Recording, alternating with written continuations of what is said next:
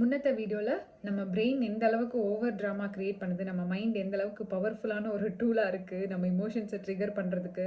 அப்புறம் இந்த டோப்பமைன் வந்து ஒரு ஃபால்ஸ் ஹாப்பினஸ் கொடுத்துட்டு ஹாப்பினஸே கொடுக்கல, ஆக்சுவலாக அதை ஸ்பாயில் பண்ணுறதே இந்த டோப்பமைன் தான் அப்படிங்கிறதும் புரிஞ்சிருக்கும். நம்மளுடைய பர்டிகுலர் டோப்பமைன் ட்ரிகரிங் ஆக்டிவிட்டீஸையும் லிஸ்ட் டவுன் பண்ணியிருப்பீங்க. ஸோ அப்படி பண்ணுறது மூலமாகவே ஃபஸ்ட் ஸ்டெப்பான அவேர்னஸ் உங்களுக்கு கிடைச்சிருச்சு. இந்த அவேர்னஸ் மூலமாகவே இதே சேம் ஆக்டிவிட்டியை நீங்கள் நெக்ஸ்ட் டைம் பண்ணும் பொழுது உங்களுடைய டியூரேஷன் வந்து கம்மியாக இருக்கும். உங்களோட அடிக்ஷன் வந்து அப்படியே கொஞ்சம் கொஞ்சமாக ரெக்கவர் ஆகி வரதை நீங்கள் நல்லாவே ஃபீல் பண்ணலாம். ஸோ அந்த அவேர்னஸை க்ரியேட் பண்ணுறது தான் இந்த சாப்டர்ஸோட மெயின் நோக்கமாகவே இருந்திருக்கும். ஸோ அது கண்டிப்பாக அச்சீவ் ஆகிருக்கும்னு நினைக்கிறேன். ஸோ இந்த டோப்பமைன் ட்ரிகரிங் ஆக்டிவிட்டீஸ்லேருந்து நீங்கள் ரெக்கவர் ஆகி வரது ரொம்ப ரொம்ப இம்பார்ட்டண்ட். நெக்ஸ்ட்டு ரொம்ப கீ விஷயம் நம்ம இமோஷன்ஸை பாதிக்கிறது நம்மளோட ஈகோ. நம்மளோட பிரெயின் எப்படி சர்வைவல் மெக்கானிசம்காக அவ்வளோ ஒரு நெகட்டிவ் எமோஷன்ஸை நம்மளுக்கு கொடுக்குதோ, அதே மாதிரி நம்மளோட ஈகோவும் நம்மளுக்கு நிறைய நெகட்டிவ் எமோஷன்ஸை கொடுக்கும். ஈகோங்கிறது என்னங்க? நம்மளை பற்றி நாமளே ஒரு பெருமையாக நினச்சிக்கக்கூடிய ஒரு சில விஷயங்கள். அது உண்மையாகவும் இருக்கலாம், பொய்யாகவும் இருக்கலாம். ஆனாலும் நான் வந்து இந்த விஷயத்துக்காக நான் பெருமைப்படுறேன் அப்படின்னு சொல்லிட்டு நாமளே வந்து ப்ரைஸ் பண்ணிக்கிறது ஈகோ. அதே மாதிரி ஒரு ஐடென்டிட்டி. நான்னா இதுதான், அபிராமினா ஹெல்த் கான்ஷியஸாக இருப்பா, அந்த மாதிரி ஏதோ ஒரு ஐடென்டிட்டியை நான் எனக்குள்ளே அட்டாச் பண்ணியிருப்பேன். ஒரு நல்ல பேச்சாளர், அந்த மாதிரி ஏதோ ஒரு ஐடென்டிட்டி அட்டாச் பண்ணிக்கிறோம். அந்த ஐடென்டிட்டி தான் நம்மளோட ஈகோவை ட்ரிகர் பண்ணுற மெயின் விஷயமா இருக்கும். எப்போனா அந்த ஐடென்டிட்டியை நம்ம டேமேஜ் பண்ணுற டைமில், அதுக்கு ஆப்போசிட்டான விஷயங்கள் நம்ம கேட்கும் பொழுது நம்ம இமோஷன்ஸ் வந்து நெகட்டிவாக பாதிக்க ஆரம்பிக்குது. இந்த ஈகோ அப்படிங்கிற விஷயம் நம்ம செய்கிற செயலில் மட்டும் இல்லைங்க, சின்ன சின்ன விஷயங்களில் கூட நம்ம ஈகோ அட்டாச் ஆகிருக்கு, ஐடென்டிட்டி அட்டாச் ஆகிருக்கு. சே ஃபார் எக்ஸாம்பிள், நம்மளோட பேர், என்னோட ஜெண்டர், என்னோட நேஷ்னாலிட்டி, இது எல்லாமே என்னோட ஐடென்டிட்டி தான். ஸோ யோசிச்சு பாருங்களேன், ஒரு டைம் ஒதுக்கி உங்களோட ஐடென்டிட்டின்னு என்னெல்லாம் இருக்குங்கிறத யோசிச்சு பாருங்கள். அப்போ தெரியும் எல்லா விஷயங்களுமே நம்மளை சுற்றி நம்ம என்ன பண்ணியிருக்கோம்னா எல்லாமே என்ன சார்ந்ததான் இந்த உலகத்தையே நம்ம அமைச்சிருப்போம். அந்த மாதிரி ஒரு அமைப்பு நம்ம வச்சுருக்கங்காட்டி தான், நம்மளை சுற்றி ஒரு தாட் ப்ராசஸ் எப்போவுமே இருக்கிறங்காட்டி தான் அந்த ஈகோ வந்து ட்ரிகர் ஆகுது. அதை வந்து பாதிக்கிற மாதிரி, நம்மளோட பிலீஃப் சிஸ்டமை பாதிக்கிற மாதிரி ஏதாவது நடக்கும்பொழுது நம்மளுக்கு நெகட்டிவ் எமோஷன்ஸ் வருது. நம்ம ஒரு பிலீஃப் சிஸ்டம் கூட நல்லா அட்டாச் ஆகியிருக்கும். அந்த பிலீஃப் சிஸ்டம் கூட அட்டாச் ஆகிருக்கும் பொழுது நம்மளுக்கு என்ன நடக்கும்? அதை வந்து யாராச்சும் கொஸ்டின் பண்ணாங்களோனாலோ, இல்லாட்டி அது தப்பு அப்படின்னு யாராவது சொல்கிறாங்கனாலோ நம்மளுடைய ஈகோ ட்ரிகர் ஆயிரும். அது இல்லைன்னு ப்ரூவ் பண்ணுறதுக்கு நம்ம எந்த எக்ஸ்டென்ட் வேணாலும் போவோம். இது எந்த மாதிரினா, நம்மளோட பிரெயின் எப்படி சர்வைவல்காக எந்த எக்ஸ்டென்ட் வேணாலும் போகுது, ஃபியர் ஆகி அது வந்து டக்குன்னு யோசிச்சு சொல்யூஷன் கொடுக்குது. அந்த மாதிரி தான் இந்த ஈகோவும். இந்த ஈகோ சர்வைவ் ஆகிறதுக்கு என்ன பண்ணுமோ அது எல்லாம் பண்ணும்.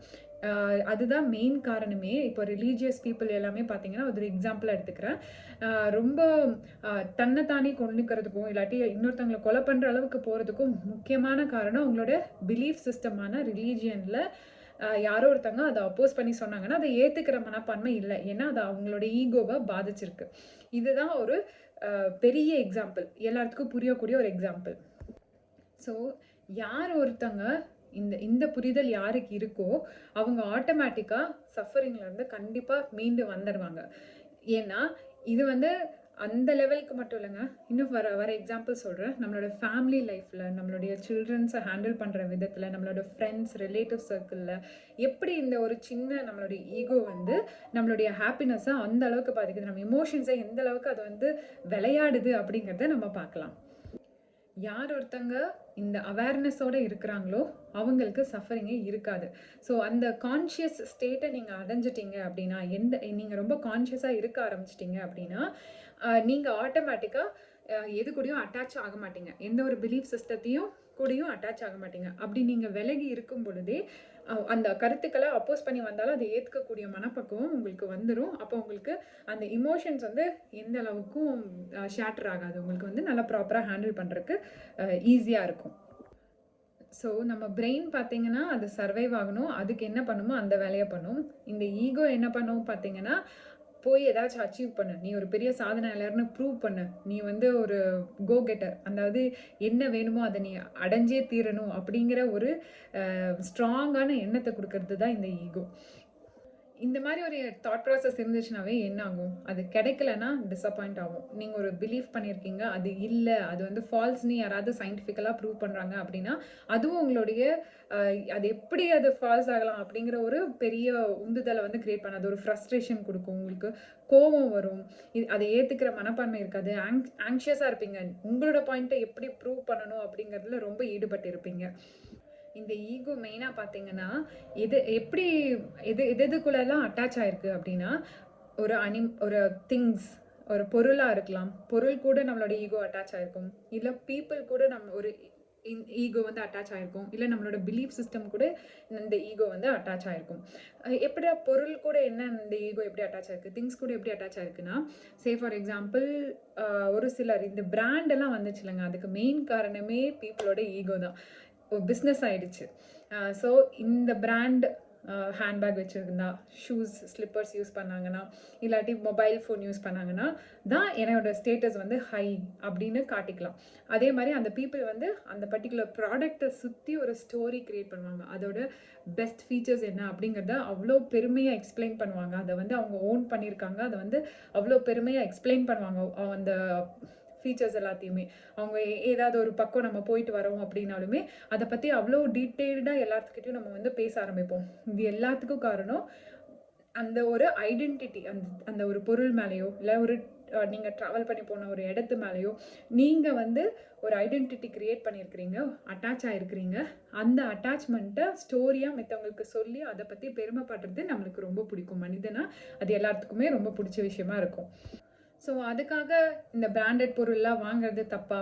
இந்த மாதிரி ஒரு நான் என்னை பற்றி எனக்கு தெரிஞ்ச விஷயங்களை ஷேர் பண்ணிக்கிறது தப்பா அப்படின்னு பார்த்தா அப்படியெல்லாம் கிடையாதுங்க. எப்போ அது ஒரு எல்லையை தாண்டி போகுதோ, நம்ம கண்ட்ரோலை மீறி போகுதோ, இல்லாட்டி அந்த பொருள் வந்து டேமேஜ் ஆச்சுன்னா அதை உங்களால் ஏற்றுக்க முடியலனாலோ, இல்லாட்டி நீங்கள் சொல்கிற கருத்துக்கெல்லாம் அவங்க அப்போஸ் பண்ணி சொல்லும் பொழுதோ, நீங்கள் போயிட்டு வந்த பிளேஸை பற்றி பேசும்பொழுது எச்சாச்சா அது அந்த மாதிரியான இடம் கிடையாது, இது இந்த மாதிரியான இடம்னு மாற்றி சொல்கிறாங்க அப்படின்னா, அது எல்லாம் தான் உங்களுடைய ஈகோவை பாதிக்கும், உங்களுடைய இமோஷன்ஸை பாதிக்கும். அந்த மாதிரி பாதிச்சிச்சுன்னா தான் அது ப்ராப்ளமாக இருக்கும். So ego at a limit is good. ஏன்னா நீங்கள் அது கோ கெட்டர் தானே, நீங்கள் அச்சீவ் பண்ணி சாதிக்கிறதுக்கு ஹெல்ப் பண்ணுது. ஸோ அது it is not a very bad thing. But when it goes beyond limit அது வந்து பேட் திங் தான். ஸோ நம்ம தான் வந்து அதை கட்டுக்குள்ளே வச்சுருக்கணும். சிலருக்கு அவங்களோட ஃபிசிக்கல் அப்பியரன்ஸ் அது வந்து அவங்களுக்கு ரொம்ப ஈகோ ட்ரிகரிங் விஷயமா இருக்கும். அவங்க நல்லா எப்போவுமே ஃபிட்டாக இருக்கணும், பார்க்க யங்காக இருக்கணும்.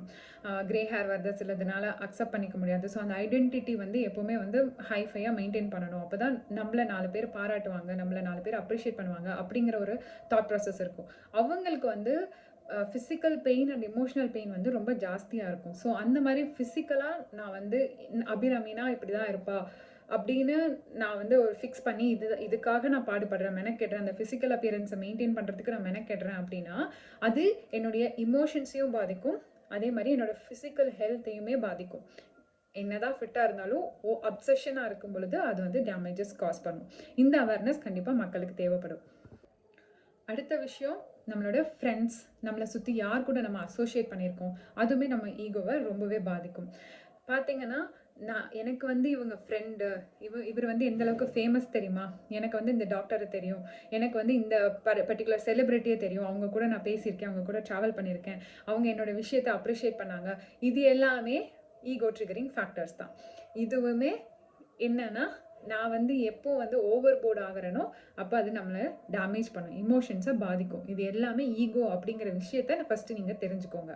நான் யார் கூட அசோசியேட் ஆகிருக்கிறேன், அதே மாதிரி நம்மளை சுற்றி இருக்கிற ஃப்ரெண்ட்ஸ் எல்லாம் நம்மளை பாராட்டணும், நீ பண்ணுற விஷயத்தை அப்ரிஷியேட் பண்ணணும், ரெக்கக்னைஸ் பண்ணணும், ஏதோ ஒரு விஷயத்தில் உன்னை அப்ரிஷியேட் பண்ணணும், இப்படிங்கிற தாட் ப்ராசஸுமே ஈகோ தான் நம்ம அதுக்கு மெயின் காரணமாக இருக்குது. சில்ட்ரன்ஸ் அவங்கக்கிட்ட நம்மளுடைய ஈகோ எந்த அளவுக்கு ப்ளே பண்ண தெரியுங்களாங்க. இப்போது என் குழந்தை வந்து ரன்னிங் ரேஸில் ஜெயிக்கிறான்.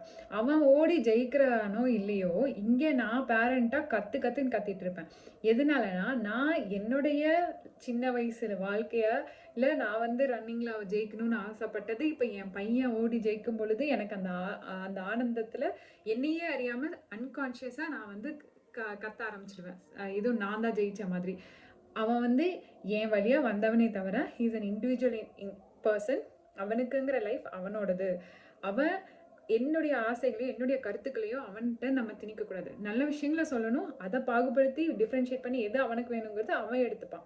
அவனுடைய லைஃபோட கோல் நீ இதாகணும், நீ இப்படிதான் வாழணும், இது எல்லாம் வந்து நம்ம வந்து என்ஃபோர்ஸ் பண்ணுறோம் அப்படின்னாவே, நம்ம வாழணும்னு நினச்ச வாழ்க்கையை அவங்களுக்கு என்ஃபோர்ஸ் பண்ணுறோம் அப்படின்னாவே அது வந்து பியூர்லி உங்களோட ஈகோ தான். இதனால குழந்தைங்களோட லைஃப் பாதிக்கப்படும் 100%. நம்ம வாழணும்னு நினைக்கிறதுக்காக அவங்க பிறக்கலைங்க. அவங்களோட ஓன் லைஃப் வாழ்றதுக்கு தான் அவங்க பிறந்திருக்காங்க. இந்த ஒரு அவேர்னஸ் இருந்துச்சுனாலே நெக்ஸ்ட் டைம் நீங்கள் அவங்களுக்கு ஒரு பர்டிகுலர் ஆக்டிவிட்டியை கொடுத்து பண்ணு அப்படின்னு சொல்லலாம். அவங்களுக்கு அது இன்ட்ரெஸ்ட் இல்லைன்னா சரின்னு அக்செப்ட் பண்ணிவிட்டு மூவ் ஆன் பண்ணணும். நீங்கள் ஒரு கிளாஸ்க்கு போடுறீங்க, அந்த கிளாஸில் அவங்களுக்கு இன்ட்ரெஸ்ட் இல்லை அப்படின்னா இட்ஸ் ஓகே. அந்த கிளாஸ்க்கு கட்டின ஃபீஸ் பரவாயில்ல, போனால் போட்டு அந்த 1 மந்த் அவங்க எக்ஸ்ப்ளோர் பண்ணிக்கிட்டும் வேறு எதில் அவங்களுக்கு இன்ட்ரெஸ்ட் இருக்கோ அதில் அவங்க போகலாம். ஆனால் ஒரு சில கிட்ஸ் எப்படின்னா அவங்களுக்கு அது இன்ட்ரெஸ்ட் இருக்கும், வரும், ஆனால் வந்து போகிறதுக்கு வந்து சோம்பேறித்தனப்படுவாங்க, ப்ரொக்ராஸ்டினேட் பண்ணுவாங்க. அப்படி இருக்கிற குழந்தைங்களுக்கு நம்ம தான் என்கரேஜ் பண்ணி கொண்டு போய் சேர்த்தணும். ரெண்டுக்கும் டிஃப்ரென்ஸ் இருக்குது. அவங்களுக்கு இன்ட்ரெஸ்ட் இல்லாத விஷயத்த பண்ண வைக்கிறது தப்பு. அவங்களுக்கு அது கஷ்டம், அவங்களுக்கு அது வரல அப்படின்னா அதை ஃபோர்ஸ் பண்ணுறது தப்பு. மாங்காய் மரத்தில் மாங்காய் தான் எதிர்பார்க்கணும், கொய்யாப்பழம் எதிர்பார்க்கக்கூடாது. அதே மாதிரி மாங்காய் மரத்தில் மாங்காய் வருது, அதுக்குன்னு நான் உரம் போடாம விட்டேன்னா அது எப்படி வளரும்? அதனால அதுக்கு சரியான உரத்தையும் நான் தான் போடணும். அப்போது மாங்காய் மரத்தில் மாங்காய் வளர்கிறதுக்கு தேவையான உரத்தை நான் கொடுக்கணும், அதுக்கு மோட்டிவேட் பண்ணி கொண்டு போகணும். ஸோ இந்த டிஃப்ரென்ஸை தெரிஞ்சுக்கிட்டு நம்ம குழந்தைங்கள வளர்த்தணுமே தவிர என்னுடைய ஈகோக்காக குழந்தைங்களோட லைஃப்பை ஸ்பாயில் பண்ணக்கூடாது. அது நம்ம கப்பிள்ஸ் அடுத்தது ரிலேஷன்ஷிப்பில் பார்த்தீங்கன்னா இந்த ஈகோ தான் டைவர்ஸ்க்கு மெயின் காரணம். இந்த எப்போ நம்ம வந்து நினச்சிட்டு இருக்கோம் தனியாக வாழ முடியாது, தனியாக வாழ்ந்து ரொம்ப கஷ்டமாக இருக்குது, என்னை வந்து அவன் லவ் பண்ண மாட்டான், என்னை அக்செப்ட் பண்ணிக்க மாட்டான், நான் நினைக்கிறத அவன் பண்ண மாட்டான், எல்லாமே நீ நினைக்கிறத அவன் இதுக்கு பண்ணணும். கரெக்டுங்களா? அது வந்து நம்மளுடைய ஈகோ தான் அதுக்கு மெயின் காரணம். நான் என்னை சார்ந்து தான் அவங்க இருக்கணும், அவங்க வாழணும் அப்படிங்கிற தாட் ப்ராசஸ் தான். என்னை சார்ந்த அவங்க வாழணுங்கிற அவசியம் இல்லை அப்படிங்கிற ஒரு புரிதல் வந்துச்சுன்னா அவங்க லைஃப்பை வாழ்கிறாங்க, நம்ம லைஃப் வாழ்கிறோம் அப்படின்னு நினச்சிட்டு அந்த பர்சனை will be able to accept them as they are. அவங்க எப்படி இருக்காங்களோ அப்படியே நம்ம அதை ஏற்றுக்கிட்டு நம்ம வாழ ஆரம்பிப்போம். அதுதான் ஒரு ஒரிஜினல் ஹாப்பினஸ்ஸையே கொடுக்கும். லோன்லியாக இருக்கிறேன் அப்படிங்கிறதுக்கு சொல்யூஷன் வந்து நான் வந்து என்னை வந்து ஒருத்தவங்க ஆமோதிச்சுட்டு லவ் பண்ணிட்டு இருக்கணும், அதுதான் சொல்யூஷன் கிடையவே கிடையாது. நம்ம லோன்லியாக இருக்கிறதுக்கு நம்ம அவேர்னஸ், நான் அவேர் ஆயிட்டேன் அப்படின்னா, எனக்கு வந்து ஒரு கான்ஷியஸாக எனக்கு தெரியுது அப்படின்னா, அப்போது அதுவே வந்து என்னால் மக்கள் கூட சேர்ந்து வாழக்கூடிய தகுதியை எனக்கு ஏற்படுத்தி கொடுத்துரும். Not only with spouse but as a society யார் கூட வேணாலும் நான் ஒற்று போகிறதுக்கு எனக்கு முடியறதுக்கு காரணம் எனக்கு வந்து ஒரு அவேர்னஸ் இருக்குது. அவங்க இஸ் செப்பரேட் ஹியூமன் பீயிங், அவங்க லைஃப் லீட் பண்ணுவாங்க, என்னை சார்ந்தே எல்லாமே அமையணுங்கிற விஷயம் கிடையாது அப்படிங்கிறது புரிதல் கண்டிப்பாக எல்லாத்துக்கும் தேவைப்படுது. ஸோ இந்த ஈகோ வந்து மெயினாக எதெல்லாம் பாதிக்குது, இதோட கேரக்டரிஸ்டிக்ஸ் என்ன அப்படிங்கிறத பார்க்கலாம். இந்த ஈகோவை பொறுத்த வரைக்கும் என்கிட்ட என்ன இருக்குங்கிறத விட நான் என்னெல்லாம் வச்சுருக்கேன், எனக்கு என்ன வேணும் அப்படிங்கிறது வந்து ரொம்ப இம்பார்ட்டன்ஸ் கொடுக்கும். இப்போது அதனால தான் நம்ம என்ன பண்ணுறோம், ஒரு ஃபிசிக்கல் ஆப்ஜெக்ட் கூட நம்மளை வந்து ஐடென்டிஃபை பண்ணிக்கிறோம், ஐடென்டிட்டி க்ரியேட் பண்ணுறோம். அப்போது அபிராமினா இப்படி தான் இருப்பா அப்படிங்கிற ஒரு ஐடென்டிட்டி ஃபிசிக்கல் அப்பியரன்ஸ் மூலமாக ஃபிசிக்கல் அப்பியரன்ஸ் மூலமாகவோ ஒரு ஆப்ஜெக்ட் மூலமாகவோ நம்ம க்ரியேட் பண்ணுறதுக்கு முக்கிய காரணம் இந்த ஈகோ தான். அதே மாதிரி ஆட்டோமேட்டிக்காக நம்மளோட நேச்சர் என்னவாக இருக்கும், என்ன மாதிரியே இருக்கிற இன்னொரு பர்சன் கூட நம்மளை கம்பேர் பண்ணி பார்க்கும். It is not comparing 2 person, but அவங்களோட ஈகோ கூட என்னோட ஈகோ வந்து எப்போவுமே கம்பீட் பண்ணிக்கும். ஸோ இதுதான் வந்து அந்த ஈகோவோட முக்கியமான கேரக்டரிஸ்டிக்ஸ். அதை ஆட்டோமேட்டிக்காக அப்படி தான் பிஹேவே பண்ணும். ஸோ அப்படி கம்பேர் பண்ணுறது மூலமாக அது என்ன சாட்டிஸ்ஃபையாவாக இருக்க போகிறது கிடையாது. அதுக்கு இன்னும் வேணும், இன்னும் பெருசாக அச்சீவ் பண்ணணும், இன்னும் பெருசாக நம்ம பெரிய லெவலுக்கு வரணும். அந்த பெரிய லெவலுக்கு வந்துட்டோம்னா அந்த லெவலில் இருக்கிற ஒரு பர்சன் கூட கம்பீட் பண்ணிவிட்டு இன்னும் அதை விட பெரிய லெவலில் வரணும். எக்ஸாம்பிளுக்கு பர்ப்ளெக்சிட்டி அவங்களே என்ன சொன்னாங்க, என்னோட கம்ப்யூட்டர் கூகுள், அவங்க வந்து அந்த லெவலில் ரீச் ஆகிட்டாங்க அப்படின்னா அதோடவும் நிறுத்த மாட்டாங்க, அதுக்கும் மேலே போகணுன்னு தான் எதிர்பார்ப்பாங்க. அதை விட யார் ஹையர் காம்படிட்டரோ அதுக்கு மேலே தான் போவாங்க. இது வந்து ஒரு ஈகோ பிளே. ஒரு வகையில் இது ஹெல்தி பிளே தான். ஏன்னா we are producing a quality products by competing with the right individuals. ஒரு வகையில் நல்லது தான். ஆனால் இது எப்போ பாதிக்கும் அப்படின்னா, நான் அச்சீவ் பண்ண முடியலனாலும் பாதிக்கும். அதே மாதிரி இப்படி ஒரு கம்பேரிசனில் போயிட்டு இருக்கும்பொழுது அது ஸ்ட்ரெஸ்ஸை உருவாக்குமே தவிர அது ஒரு ஹெல்தி காம்படிஷனாக இருக்கும். உங்களுக்குன்னு ஒரு கோல் செட் பண்ணி அதில் நீங்கள் எப்படி அச்சீவ் பண்ணணும்னு நினைக்கிறீங்களோ அந்த மாதிரி அச்சீவ் பண்ணிங்கன்னா அது ஒரு ஸ்டாண்டர்டான ஒரு சாட்டிஸ்ஃபேக்ஷன் கொடுக்கும். ஹாப்பினஸ் விட சாட்டிஸ்ஃபேக்ஷன் இஸ் மோர் இம்பார்ட்டண்ட். அப்புறம் இந்த ஈகோக்கு ரொம்ப முக்கியமான விஷயம், எல்லாரும் நம்மளை பாராட்டணும். நான் பண்ண ஒரு வேலை கரெக்டுப்பா, நீ சொல்கிறதா கரெக்டுன்னு அப்ரிஷியேட் பண்ணணும். இதுதான் அது எதிர்பார்க்குமே. இந்த மாதிரி ஈகோ எதிர்பார்க்குற எல்லாமே இந்த உலகத்தில் நடக்குமா? கண்டிப்பாக கிடையாது. அப்படி நடக்காத போது தான் நம்மளோட இமோஷன்ஸ் வந்து பாதிக்க ஆரம்பிக்குது.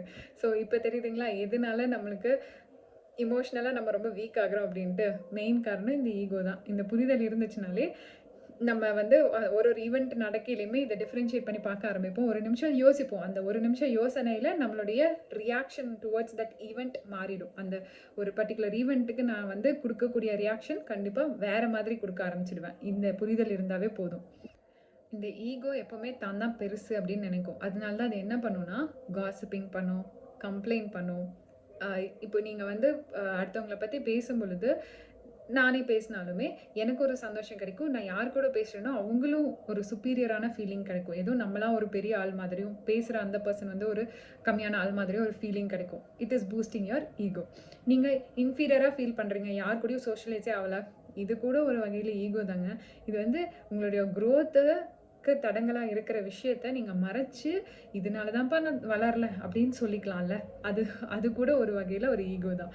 சுப்பீரியாரிட்டி காம்ப்ளெக்ஸ், நான் தான் எல்லாத்தையும் கெத்துப்பா அப்படின்னு காட்டுறது. எனக்கு தெரியாத விஷயத்த கூட தெரிஞ்ச மாதிரி பேசுவாங்க சிலர். அது வந்து சுப்பீரியாரிட்டி காம்ப்ளெக்ஸ். எனக்கு எல்லாம் தெரியும்ப்பா அப்படின்னு காட்டிக்கணும். அவங்களுக்கு தெரியாத விஷயத்த மறைக்கக்கூடிய விஷயமா அமைஞ்சிரும் இந்த விஷயம். அதே மாதிரி நான் எப்போவுமே ஃபேமஸாக இருக்கணும், 4 பேர் என்னை பாராட்டணும் அப்படிங்கிற எதிர்பார்ப்புகள். நான் சொல்கிறதா கரெக்டு அப்படிங்கிற ஒரு எண்ணம். எனக்கு நான் சொன்னேன்னா அது கரெக்டாக தான் இருக்கும், இல்லைனா நான் சொன்னது கரெக்டுன்னு 4 பேர்த்திட்ட ப்ரூவ் பண்ணிடணும். கம்ப்ளைண்ட் பண்ணுறது, இவன் இது மாதிரி பண்ணிட்டான் அந்த மாதிரி பண்ணிட்டான்னு கம்ப்ளைண்ட் பண்ணுறது, அட்டென்ஷன் சீக்கிங்காக இருக்கிறது, இது எல்லாத்துக்குமே மெயின் காரணம் இந்த ஈகோ தான். ஸோ எப்படி இது எமோஷன்ஸை பாதிக்குது பார்த்தீங்களா? என்னோட ஸ்டோரிக்கு, என்னோட லைஃப் ஸ்டோரிக்கு தகுந்த மாதிரி, நான் க்ரியேட் பண்ண ஸ்டோரிக்கு தகுந்த மாதிரி இந்த உலகம் அமையலை அப்படின்னா அது என்னோட எமோஷன்ஸை பாதிக்குது. என்னோட பிலீஃப் சிஸ்டம்க்கு எகெயின்ஸ்டாக ஏதாவது ஒரு தாட் ப்ராசஸ் வந்துருச்சுன்னா அதை அக்செப்ட் பண்ணிக்க முடியாமல் என்னோட எமோஷன்ஸ் வந்து ரொம்ப பாதிக்குது. ஸோ இந்த அவேர்னஸ் ரொம்ப ரொம்ப இம்பார்ட்டண்ட். இந்த சாப்டரில் ஆத்தர் கொடுக்குற ஆக்டிவிட்டி, நீங்கள் உங்களோட ஈகோவை ஃபஸ்ட்டு ஐடென்டிஃபை பண்ணி லிஸ்ட் டவுன் பண்ணுங்கள். லிஸ்ட் டவுன் பண்ணிவிட்டு நேஷ்னாலிட்டி, நான் ஒரு இந்தியன், நான் வந்து அப்படின்னு சொல்கிறதே ஒரு ஈகோ தான். ஸோ நல்ல விஷயந்தான். ஆனால் அந்த நல்ல விஷயம் எதுவுமே மீறும் பொழுது, எல்லை மீறும் பொழுது அது ஆபத்தில் முடியும். ஃபஸ்ட்டு ஈகோவை ஃபஸ்ட்டு ஐடென்டிஃபை பண்ணுவோம் நம்ம. உங்களோட ஈகோ என்ன அப்படிங்கிறத ஐடென்டிஃபை பண்ணி லிஸ்ட் டவுன் பண்ணுங்கள். லிஸ்ட் டவுன் பண்ணிவிட்டு உங்களோட பிலீஃப் சிஸ்டம் என்ன, எதெல்லாம் நீங்கள் ரொம்ப ஸ்ட்ராங்காக பிலீவ் பண்ணுறீங்க அப்படிங்கிறதையும் எழுதுங்க. அதுக்கப்புறம் ஒரு 10, 20, 15 கொஷின்ஸ் வந்து கொடுத்துருக்குறாரு. நான் வந்து டிஸ்கிரிப்ஷனில் அந்த 15 கொஷின்ஸையும் டைப் பண்ணி ஸ்கோர் போடுறேன். அந்த ஒரு விஷயத்துக்கும், அந்த 10 பாயிண்ட்ஸ்க்கும் உங்களுக்கு நீங்களே ஸ்கோரிங் போட்டுக்கோங்க. ஒரு எக்ஸாம்பிளுக்கு, my ego is never satisfied, என்னோட ஈகோவை என்றைக்குமே சாட்டிஸ்ஃபை பண்ண முடியாது அப்படிங்கிற மாதிரி இருந்துச்சுன்னா 0 to 10ல் நீங்கள் என்ன ரேட்டிங் கொடுப்பீங்க? ஸோ இதே இப்போ ஃபார் எக்ஸாம்பிள், எனக்கு வீடு எப்போவுமே க்ளீனாக தான் இருக்கணும். யாராவது வந்து அதை செஞ்சாங்க, க்ளீன் பண்ணாங்கன்னா அது எனக்கு பிடிக்காது, நானே தான் க்ளீன் பண்ணணும் அப்படின்னு நினைக்கிறேன்னா, சப்போஸ் அது யாரோ ஒருத்தங்க வந்து செஞ்சாலும் அதில் குறைதான் கண்டுபிடிச்சிட்ருக்கீங்களா இன்னமும்? இல்லை ஓகேன்னு அக்செப்ட் பண்ணிவிட்டு அதை டெலிகேட் பண்ண ஆரம்பிச்சிட்டிங்களா? ஸோ இன்னமும் யாராவது பண்ணால் இன்னமுமே உங்களுக்கு அது பிடிக்கல, நான் பண்ணாதான்டா பெஸ்ட்டு அப்படின்னு நினச்சிட்டு இருந்தீங்கன்னா 1 ரேட்டிங் கொடுத்துக்கோங்க. இல்லை அதை டெலிகேட் பண்ணிக்கிறீங்க, அதை அக்செப்ட் பண்ணிக்கிறீங்க, உங்களுக்கு வந்து உங்களோட ஈகோ சாட்டிஸ்ஃபை ஆகுது அப்படின்னா, நீங்கள் க்ளீனாக இருக்கணும், அது உங்களோட ஈகோ லைன் அப்படின்னா, அந்த க்ளீனாக இருக்கணுங்கிறதுக்காக நீங்கள் சாட்டிஸ்ஃபை ஆகிட்டீங்க அப்படின்னா, அது ஓகே அக்செப்ட் பண்ணிக்கிறீங்க, எப்படி இருந்தாலும் அக்செப்ட் பண்ணிக்கிறீங்க அப்படின்னா உங்கள் ரேட்டிங் 9 கொடுத்துக்கலாம். மித்தவங்க பண்ணுற ஒர்க்கை நம்ம அக்செப்ட் பண்ணிக்கிறோம் நேச்சுரலாக, அதுக்கு ஹையர் ரேட்டிங். இல்லை நான் தான் பெஸ்ட்டு அப்படின்னு நினச்சிங்கன்னா அதுக்கு லோவர் ரேட்டிங். இந்த மாதிரியே ஒரு 10 கொஷின்ஸ் இருக்குது. அந்த எல்லா கொஷின்ஸ்க்குமே நீங்கள் ஸ்கோர் போடுங்க. இந்த கொஷின்ஸ்க்கு ஏதாவது கிளாரிட்டி வேணும்னா நான் நெக்ஸ்ட் வீடியோவில் போடுறேன். அப்படி இல்லைன்னா நீங்களே வந்து அந்த ரேட்டிங் மட்டும் கொடுத்துக்கோங்க. கண்டிப்பாக டிஸ்கிரிப்ஷன் செக் பண்ணுங்கள், ரேட்டிங் போடுங்க, உங்களோட ஈகோ என்னன்னு ஐடென்டிஃபை பண்ணி எழுதுங்க. நான் ஏற்கனவே சொன்ன மாதிரி எழுதினா மட்டும்தான் ரிசல்ட் கிடைக்கும். அட்லீஸ்ட் அதை இந்த பர்ட்டிகுலர் டாபிக் பற்றி யோசிக்க ஆரம்பிச்சிங்கனாவே உங்களுக்கு டே ஃபுல்லாக அதை பற்றி யோசிச்சிங்கனாவே உங்களுக்கு ஒரு நல்ல கிளாரிட்டி கிடைக்கும்.